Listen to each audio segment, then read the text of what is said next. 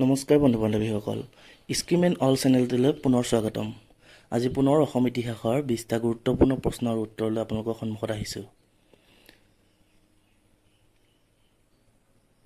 আজি প্ৰথম প্ৰশ্নটো হৈছে, মালিক উজবেকে কোন চনত কামৰূপ ৰাজ্য আক্ৰমণ কৰিছিল? উত্তৰ 1257 চনত।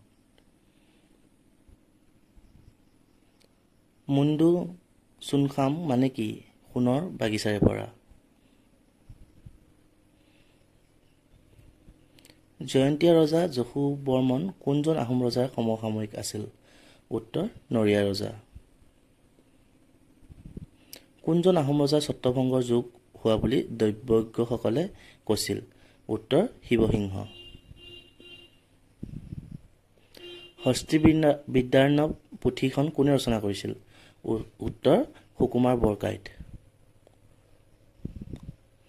মণিপুৰৰ ৰাজকন্যা কুৰংগনয়নীক কোনজন আহোম ৰজাই বিয়া কৰাইছিল? উত্তৰ ৰাজেশ্বৰ সিংহ। 1942 চনত আন্দোলনত ব্ৰহ্মপুৰৰ শ্বহীদ হোৱা মহিলাগৰাকী কোন? উত্তৰ ভোগেশ্বৰী ফুকননী। ৰজাঘৰীয়া দৈৱজ্ঞই কৰা ভৱিষ্যৎবাণীৰ কাৰণে ৰাজপথত নবহা স্বৰ্গদেউজন কোন? উত্তৰ শিৱসিংহ। অসমৰ কৃষক বিদ্ৰোহত ফুলগুৰি সংঘৰ্ষ 1861 চনত মৃত্যু হোৱা ইংৰাজ বিষয়াজন কোন? Lieutenant singer. ৰত্নমালা কিতাপখন কোনে ৰচনা কৰিছিল? উত্তৰ পুৰুষোত্তম বিদ্যানিধি। লালুকখোলা বৰফুকনক কোনে হত্যা কৰিছিল? উত্তৰ ভূটাই ডেকাই। আহোম ৰজা চুৰামলা হিন্দু নাম কি? উত্তৰ জয়ধ্বজ সিং। অসমৰ প্ৰথম চাহ খেতিয়ক কোন আছিল? উত্তৰ জগন্নাথ বৰুৱা।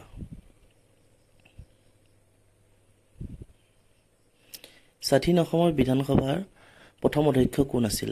উত্তৰ হৰেশ্বৰ গোস্বামী। কোনজন আহোম ৰজাক উত্তৰ পূব ভাৰতৰ শিৱাজী বুলি কোৱা হয়? উত্তৰ স্বৰ্গদেউ ৰুদ্ৰসিংহক। কোন চনৰ পৰা অসমৰ মাটিত ম্যাদী পাট্টা আৰম্ভ হৈছিল? উত্তৰ 1886 চনত। কোনজন আহোম ৰজাৰ দিনত শংকৰদেৱে নৱবৈষ্ণৱ ধৰ্ম প্ৰচাৰ কৰিছিল? উত্তৰ চুহুংমুং। অসমৰ ইতিহাসৰ কোনজনী আহোম ৰাণীক দ্বিতীয় বৰৰজা উপাধি দিয়া হয়? উত্তৰ সৰ্বেশ্বৰীক।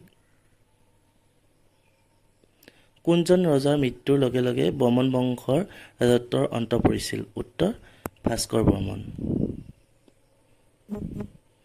শদিয়াৰ কুন্দিল নদীৰ পাৰত তলৰ কোনজন ৰজাই কুন্দিল নগৰ পাতিছিল? উত্তৰ ভীষ্মক ৰজাই।